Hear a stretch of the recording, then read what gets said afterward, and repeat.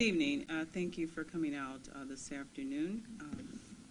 I called this press conference to give you an update on two Winnebago Boone County Integrity Task Force investigations. With me at the podium to my immediate right is Chief O'Shea with the Rockford Police Department. Next to him is Assistant Deputy Chief Carla Red with the Rockford Police Department. To my left is Commander Sam Thomas with the Illinois State Police. To his left is Chief Ernest with the Integrity Task Force, and to his left is Deputy State's Attorney Brenda Quaddy. So we are announcing today that the Winnebago County Boone Integrity Task Force was tasked with conducting an investigation involving an officer shooting which occurred on December 30th of 2018. The information was submitted to the Winnebago County State's Attorney's Office and was reviewed by myself, Winnebago County State's Attorney. After reviewing the evidence, I concluded that the deployment of deadly force by Rockford City Officer Matthew Krantz was justified in the use of deadly force that was used, resulting in the death of Kerry Blake Jr. In addition, I presented the evidence from the Winnebago Boone County Integrity Task Force to Winnebago County Grand Jury. The grand jury concurred, in my opinion, and determined that Officer Matthew Krantz was justified in the use of deadly force during the December 30th, 2018 incident, which resulted in the death of Kerry Blake Jr. Obviously, our thoughts and prayers are with the Blake family as well as with Officer Krantz and his family. Certainly, this is a situation which all officers involved had hoped would result in a peaceful arrest of Mr. Blake, and unfortunately that did not occur. The second investigation that the Winnebago Boone County Integrity Task Force was tasked with investigating at the request of Chief O'Shea with the Rockford Police Department occurred on February 6, 2019.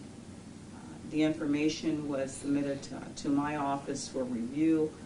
This investigation involved the use of deadly force used by Rockford Police Officer Timothy Stack, which was used against an individual by the name of Randy Allen Pearson.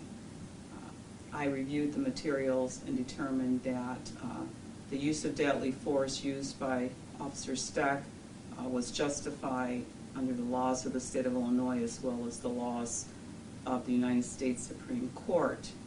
In addition, I presented the evidence from this investigation to the Winnebago County Grand Jury for their consideration. The grand jury determined and concurred with my opinion that Officer Stack was justified in the use of deadly force during his encounter with Randy Allen Pearson on February 6, 2019.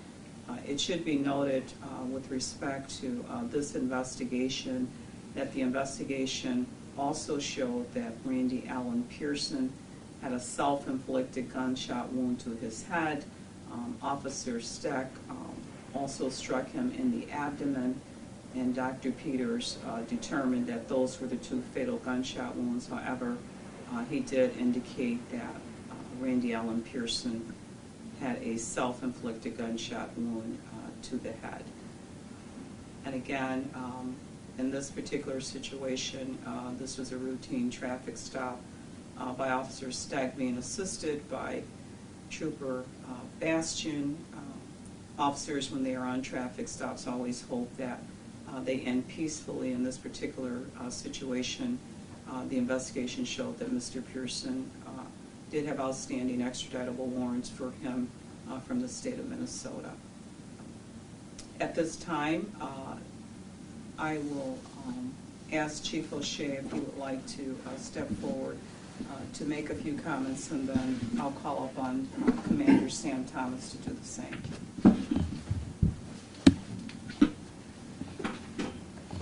Good evening. I would express our condolences to the families, all families involved in both incidences. We try and use deadly force or any force only when applicable.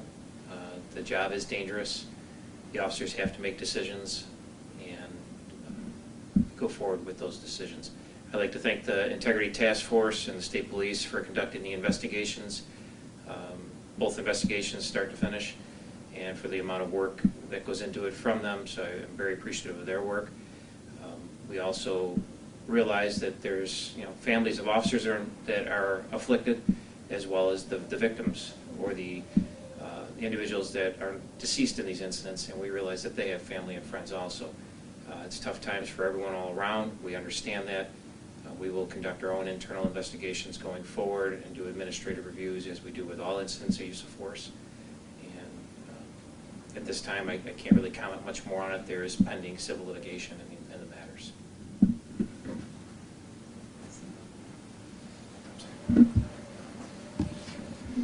Good evening.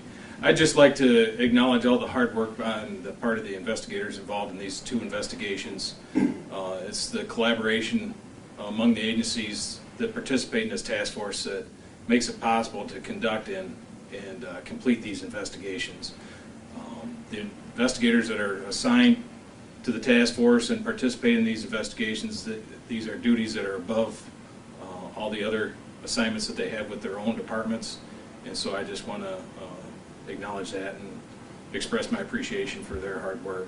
I'd also like to thank the grand jurors for their service in reviewing these cases for Ms. Hite Ross and their determination as an end result for this. At this time, whatever questions we are able to answer, we will attempt to answer for you. Again, I'd like to thank the Integrity Task Force for taking on the task of investigating these incidents and producing a very thorough investigation, which allowed me to review and to come to the conclusion that both officers' use of deadly force was justified under the laws of the state of Illinois and the laws of the U.S. Supreme Court. Just to clarify, Randy Pearson, you said the fatal shots were from the head and the abdomen, but the head was self-inflicted? That's correct, according to Dr. Peters. But this was investigated by the Integrity Task Force because whenever an officer does use deadly force, the Integrity Task Force is called upon to conduct that investigation. In this case, they were activated by Chief O'Shea.